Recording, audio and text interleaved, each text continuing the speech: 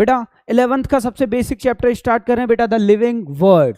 तो आप अपने आसपास देखते हैं लिविंग भी है और नॉन लिविंग भी है। लिविंग भी दिखता है हमें, नॉन लिविंग भी दिखता है। जैसे सर लिविंग में कौन दिखते हैं सर? जैसे काऊ, गोट, ह्यूमंस, बहुत सारे ऐसे लिविंग चीज दिख जाते हैं। और अपने आसपास जब नॉन लिविंग देखते हैं बेटा, तो जैसे माउंटेन्स, रिवर्स, ओशियंस, लेक्स, ऐसे बहुत सारे नॉन लिविंग चीजें दिख जाती हैं।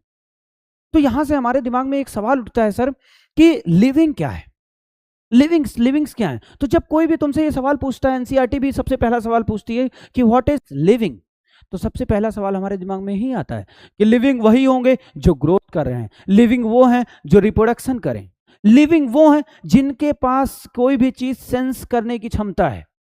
ये सारी चीजें सबसे पहले हमारे दिमाग में आती कि सर लिविंग वही था जो धीरे धीरे पहले इतना बड़ा था, धीरे धीरे ग्रोथ कर गया।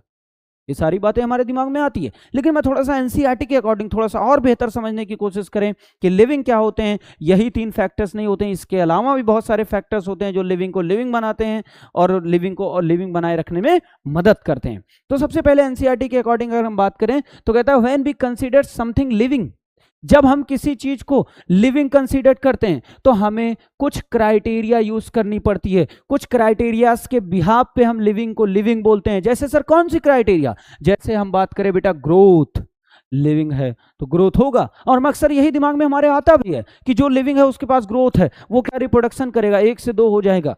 ये सारी चीजें हमारे दिमाग में आती है। तो कहता है कि when we consider something living, जब हम किसी को लिविंग कंसीडर करते हैं तो हमें कुछ क्राइटेरियाज को लेना पड़ता है, कुछ क्राइटेरियाज को यूज करना पड़ता है। जैसे सर ग्रोथ, जैसे सर रिप्रोडक्शन, जैसे एबिलिटी टू सेंस, कोई भी चीज को सेंस करने की एबिलिटी, और बेटा जैसे कि मेटाबॉलिज्म, और बोले तो बेटा जैसे एबिलिटी टू सेल्फ रेप्लिकेट, अपने बॉडी में खुद के जैसी कोई चीज बना लेना, ये क्या है बेटा? एबिलिटी है सेल्फ रेप्लिकेट करने की। मेटाबॉलिज्म क्या? बहुत ढेर सारे रिएक्शंस। और फिर आता है बेटा सेल्फ ऑर्गेनाइज, कोई भी चीज बॉडी में खुद से ही चीजों को अरेंज कर लेना बेटा। और एक चीज और आता है इंटरेक्शन एंड इमरजेंस, कोई भी चीज आपस में इंटरेक्ट करके, जैसे 2 सेल आपस में, बहुत सारे सेल्स आपस में इंटरेक्ट करके क्या बना लेते हैं? टिश्यू, और टिश्यूज क्या बना लेते हैं? ऑर्गन्स। बोलो भाई साहब, तो ये सब प्रॉपर्टीज जिसके पास होती है, ये सब प्रॉपर्टीज को यूज करके हम क्या कह सकते हैं कि ये क्या है? लिविंग है। ये सब कैरेक्टरिस्टिक जिनके पास है उन्हें हम क्या बोल सकते हैं बेटा? लिविंग।